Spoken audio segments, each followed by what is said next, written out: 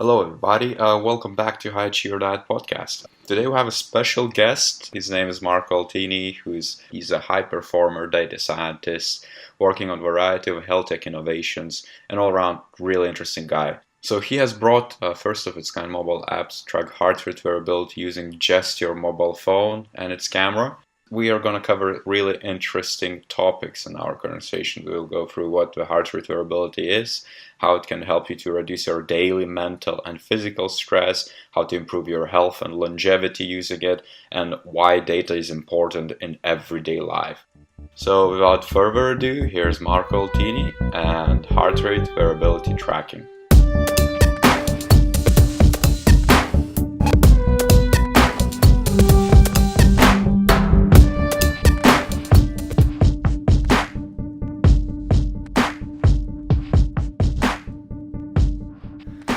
Hey Marco, welcome to the show. Thanks for coming in. Hi, thank you for having me. Let's jump right into nitty-gritty stuff. A couple of months ago, I went to a biohacking summit here in London, and that was one of the most kind of famous things, and it was on everyone's lips. Everybody were talking about it, presenting it as a startup ideas and things like that. Everything was HRV, which is, kind of a new hype. How did you get involved in that? How did you actually got hands-on on HRV tracking and building software for that? So I started tracking actually probably when I started developing tools to do so. So I spent a few years during my PhD working with wearable sensors and physiological data. It was all in the context of physical activity monitoring. So let's say a couple of years ago, I was working at IMEC, which was an R&D. It is an R&D institute where we had like prototypes for ECG monitoring or EEG or sort of sensors like before we had all these wearables on the market. And we were, let's say, doing research both on developing technology like to create these sensors, but also on the data and algorithms. So in particular, I was running experiments with indirect calorimeters to estimate energy expenditure and cardiorespiratory fitness. So the main point in my research there was that with wearable sensors and other gadgets you have on the market, you typically quantify what your activity level is. For example, your energy expenditure in terms of calories or even just the steps you take. And I wanted to take these aspects one step forward and work on models that could also provide more information on how physical activity is changing basically your health status. So in that case, cardiorespiratory fitness was my proxy to health, as it is, a very good marker of overall health. So as I was working with these data and models for quite some time during my PhD, more on the data analysis and machine learning aspects, and I did have a background in computer science engineering, where I did my bachelor and master's. Then I started working on apps as well, so that I could try, to bring part of what I was doing basically to anyone with an iPhone, because before I was doing all this research and these models using data coming from prototypes, and it could only be limited to experiments that you run in the lab. With the early iPhones, 4S I think was the first one that could actually connect to Bluetooth Low Energy sensors. And then you could start getting this physiological data on a phone and start processing that with an app. And that's, I would say, when I started more or less getting also into HRV. We always work with physiological data, and then HRV is one of the parameters you always look at in an ECG, as it's a very good marker also of overall health and autonomous nervous system activity. And I guess that's a bit how I started with putting together tools for HRV analysis. Mm-hmm. And as you extract all that data, how do you apply it to personal life? You surely had some intrinsic motivation to, go there and produce a tool to collect the data. Yeah. So where is that useful bit? Like, why would anyone just jump in and track their HRV? Part of it maybe was driven by training and the interest of, trying to understand how training impacts your physiology. Now the tool is more refined and it's all about training and performance. But when I started, it was maybe more the curiosity, trying to get more aware about how the different things and stressors you experience affect your physiology and your body. It was also a lot about just making the tools. I think sometimes you are a bit more driven by created something that others can use more than using it yourself, I must say, especially at the beginning. So as HRV, measures physiological stress, and it captures both physical stress, the one due, let's say, to intense workouts, but also psychological stress due to stressful lifestyle and deadlines and work and everything else you do, even just traveling and so on, poor sleep. So let's say if I have those metrics on physical stress and and emotional stress, how could I fix it? Is there a scale or something that anyone can just apply and then improve their lifestyles, or how does that work? Yeah, unfortunately, it's not that easy. So what you can do is, what is very important is always to look at the data with respect to your historical data. So how things change in yourself and how your HRV trends change over time with respect to other factors and things you're experiencing and stressors and so on. And that's how you start, understanding what has a bigger impact and where you can make adjustments that eventually would lead to, even if not improved performance because you're not an athlete or you don't care about that, still it would be towards, well-being. So improving that for sure. Listeners who are totally new to this, how I use it, for example, since I have maybe 10 workouts a week. I run and spend maybe 5 hours out there just, pure running, and then strength training, and then coaching people as well for obstacle races and endurance events. I literally get knackered to a point where, I just don't know if I overtrained or is just, mental fatigue. I use a couple of your apps, and what it gives it basically, it's like a red light. It's like a really easy indicator how I do it. I just put it to the basics, and it basically tells me that, okay, you overtrained, you shouldn't train today and take it easy. For example, if I'm mentally stressed, it would be affected as well. Yeah, so the way we interpret the data for you, for example, in HRV for training, which is the app where we put most effort providing a lot of analysis and interpretation to make things simple to understand, because some of the other apps we made are really more like research tools. Like you can do what you want with them, but they don't provide that interpretation. Why in HRV for training is easier to use, as we capture HRV, physiological stress, and then we look at what's your historical data. We look at your daily score, and your daily score might be lower on a given day because your body is particularly stressed. And it could be that indeed it's psychological stressors, maybe mainly due to, as we still try to measure, or suggest to measure early morning when you're not affected by many other stressors. So that the idea is that, you're in conditions similar to what we would do in a clinical study in the lab. So in that condition, still, of course, you will be affected by psychological stress if there is some chronic stress that is going on and it's been, going on for days or weeks. And that always has an impact on your physiology. So I think that's also why it's a nice metric to measure, because it gives, an overall score of the level of physiological stress on your body. And then you can try to understand based on, how things are changing over time, if that's getting a bit of a problem, and try to make changes that would bring it back up. Just for those skeptics out there, for example, your app is, I think, first on the market, right? Which is actually tracking your HRV through just camera lens. Yeah, exactly. So how accurate is that? I mean, like you surely get the question like... Yeah, definitely. So the camera is as accurate as an ECG or a chest strap. And you don't have to take my word for this. So we did many validations. We ran clinical studies with some sports scientists recently in New Zealand with a group led by Paul Larsen, which is one of our main experts doing all the work with elite athletes and HRV. So we started collaborating with Paul and this team, and we ran this validation on the camera-based algorithms where basically we had about 30 people doing different activities like sitting and standing and post-exercise with paced breathing, without paced breathing, using the camera. And the chest strap and the ECG. So we have pretty good results there. The methods agree very well. And then we are about to write a paper that hopefully will be published soon. I mean, these guys now are busy at the Olympics because they coach some elite rowers from New Zealand.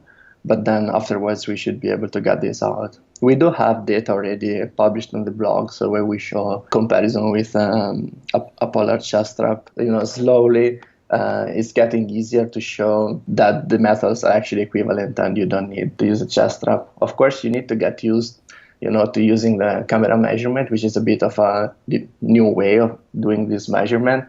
So we have some good algorithms that can also tell you if your measurement was accurate or not, because we can try to check if there were outliers or noise in the data. Typically, after 1 or 2 measurements, everyone gets used to doing this properly, and then you can get data very easily without having to use the chest strap in the morning. That actually reminds me of my past, because I started tracking my HRV a few months ago because I was excited about it.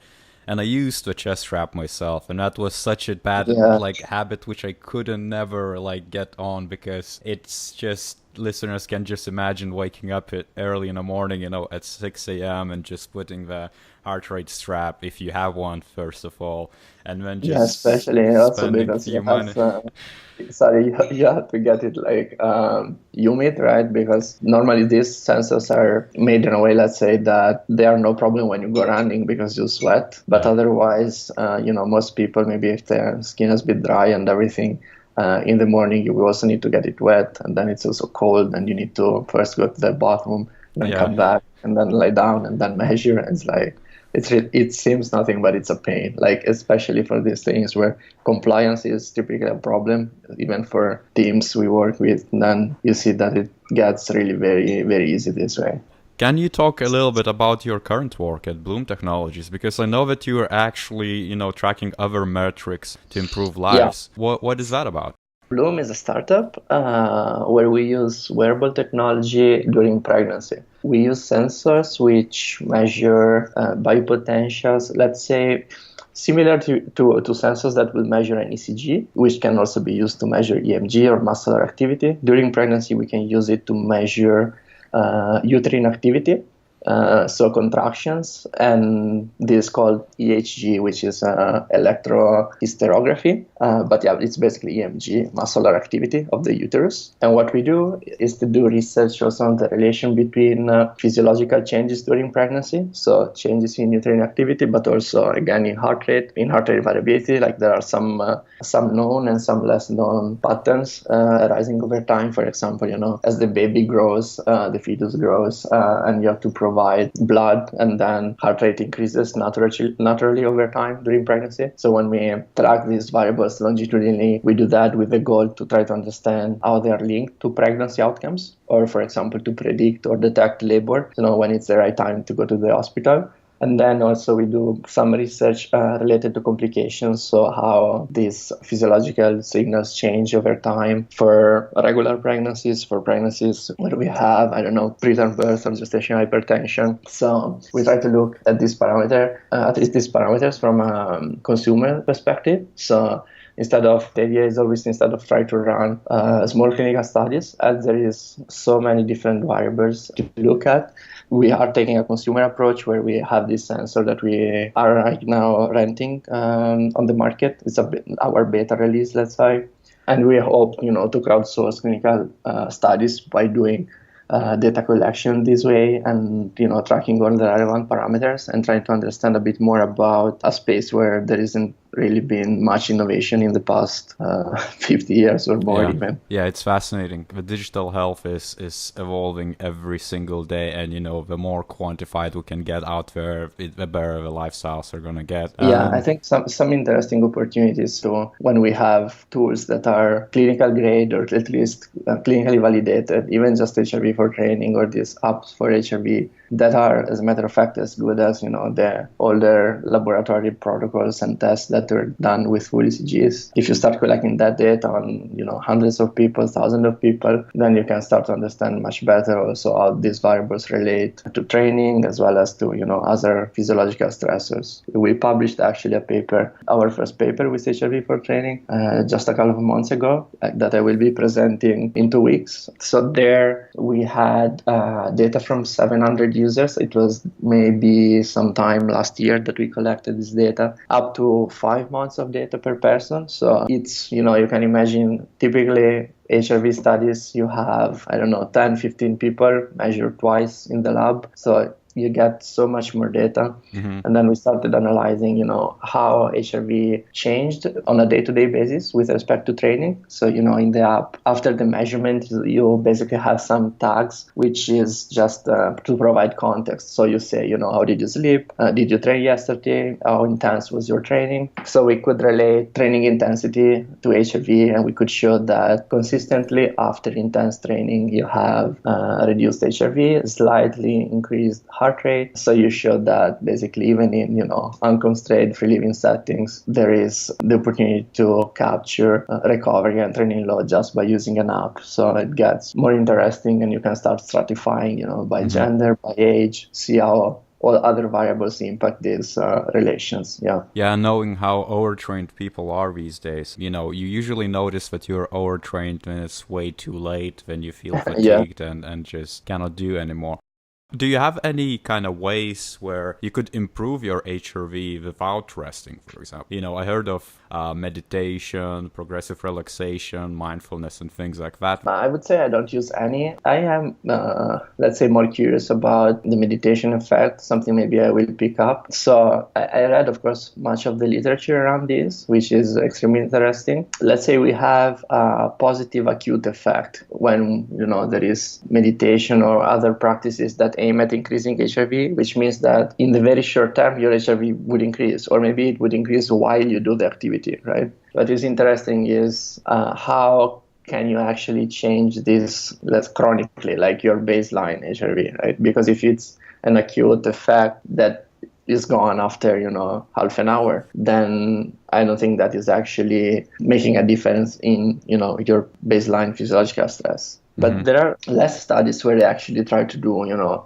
more sustained practices like meditating 30 minutes to an hour per day for months, and then they see some more consistent changes. So I think that's very interesting, area of research to see what's the right dose, right? How many times and for how long, and can you actually change your chronic HRV baseline and see if you can bring that up? Because I've tracked for since I made the app, so that was probably 3-4 years ago, and what I see is typical cycles that reflect very well periods of higher or lower stress and training load. But overall, like in my own data, I didn't see changes. For example, even just if we talk about sports and fitness, some studies claim that HRV is also related to your fitness level, and it should increase over time if you get more fit. I don't think that's necessarily true. I think it's a great tool in the short-term feedback loop. You train, you see the impact, you optimize your training, you make some adjustments, and then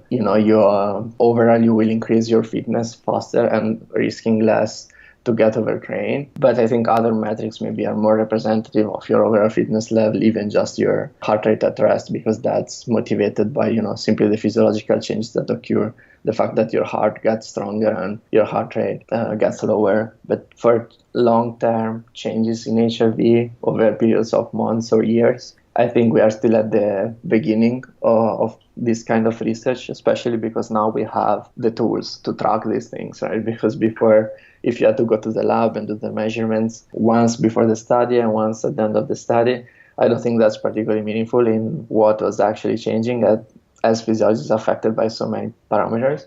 But as we can track easily daily at home, I think we can try to find out a bit more and better what are the relations between all these practices and, baseline HRV, and if you can actually somehow optimize it. Back in that biohacking summit, I had an experience of casually gaming, meaning that playing video game which would indicate, the breathing pattern I should take in. So just like your app, it has a breathe in and breathe out scale, and goes up and down, and it basically tells you when you should be breathing in, breathing out, and controls your breathing. And that would actually improve my RMSSD. Correct me if I'm wrong. That's the kind of a main metric in HRV. Yeah. And it would improve by almost 20 points. I just saw a study which was recently published from East Carolina University about the single-player games like Bejeweled and, all the mobile ones, which almost everyone is playing these days. And that study stated that, it not only improved the heart rate variability, but also reduced depression and other stress measures. So that's kind of interesting. I think even these examples, they are definitely having an impact, I think, on your physiology, which can be positive, especially deep breathing. But again, then the interesting question, I think, is, does that impact your baseline? Is that just short-term acute improvement that's not sustained, which can still be beneficial, probably, also for other metrics, as you were saying, if they, have questionnaires or other things related to depression and anxiety, and, you can see improvements, that's great. But I don't know if there is an actual improvement at the physiological level. Initially, those games were used for soldiers in kind of wartime scenarios, to control their stress levels in like a really critical situations. But the soldiers would spend literally hours training their HRV through games. Probably that's why, it improved. Yeah. Do you have any habits which you attribute your success to? Maybe consistency. Nothing special, I would say. Yeah. What about your nutrition? How does that look like? Do you have any specific kind of, dietary choices you do, or, because everyone has some kind of tweak which they just contribute to their high performance to? Yeah, true. In my case, I would say nothing specific, just, trying to keep it balanced. Yeah, I mean, I did my share of reading on, performance nutrition, and so I haven't made drastic changes. I am intrigued, of course, by some of the things I'm reading these days on low carb diets and so, but mine is still mainly carbs based, I would say. Like sports wise, I run and cycle, and so, optimizing for that. With a standard diet, it's just vegetables, fruit, and trying to keep things healthy, but without any specific diet, I would say. Mm-hmm. What other things do you track? I mean, HRV is kind of daily thing, right? So I track obviously with the app that I made for the baseline HRV and heart rate in the morning. Workouts probably is the one I really care about the most. So I got a Garmin watch recently, which has some interesting features. Now they partnered with Firstbeat, which is also a company working on HRV, but not only HRV. So they did much research also on VO2 max estimation. Some of the interesting features they have there, I don't know, maybe I'm a bit biased because it's part of things I worked on, just during my PhD as well. But apart from the fitness estimates, they have one where they tell you basically how your workout is going to be once you are 5-10 minutes in, based on how your physiology is responding and what's your historical data, I would assume. And that I find that it works, strikingly well in detecting, in predicting how my workout is going to be, because of course, if your heart rate is a bit higher than normal at the same intensity, your body is tired. So that's good indications. Sleep, I guess, something I've been more interested in tracking recently, even though I tried different devices, I was not really happy with many of them. Yeah. I guess I need, some clear goal if I do the tracking, and it has to be easy, and it's getting very easy. I can measure HRV with the camera, and for sleep you don't need to do anything. Sensors do it by themselves, so it's getting quite easy to get meaningful data. Cool. So before we part the ways and just wrap this up, a last and kind of fun question. What would you take to an uninhabited island if you could just take 3 items? So I'm definitely not basic survival kind of guy. So this would not last long. I'm going to go for running shoes and a book for my mental health. A knife just in case I really want to give this a shot at surviving. Otherwise, that's it. Yeah. And which book? I was reading some books from Taleb. I don't know if you know him. It's one of them is The Black Swan, and the other one is Fooled by Randomness. Mm-hmm. It's interesting books for people working with data and around machine learning and predicting things. But it's not a book about machine learning. It's a book about randomness in general, more like from a philosophical point of view. Yeah. Where it shows how biased we are, perception of what we can predict, and how actually random the world is. It's a good one that I would recommend. Nice. Okay. Thanks a lot, Marco. This has been a blast. At least for me, HRV tracking, it's a green or red light. When I wake up in the morning and I just track it, it just tells me, if I'm overtrained, if I should just rest or if I should work out. Mm-hmm. So I always add that flexibility in my life. So thanks a lot for coming in, mate. Thank you for inviting me. And lastly, how can people get in touch with you? Twitter, TKK, I reply fast to everyone. My handle is Marco_Alt, so ALT. Otherwise, just through my website. That's probably linked there, also via email, which my website is marcoaltini.com. And most of the work I do with HRV for training is also on hrvfortraining.com. Nice. I'll add that to your show notes. Thanks again. Perfect. Thank you.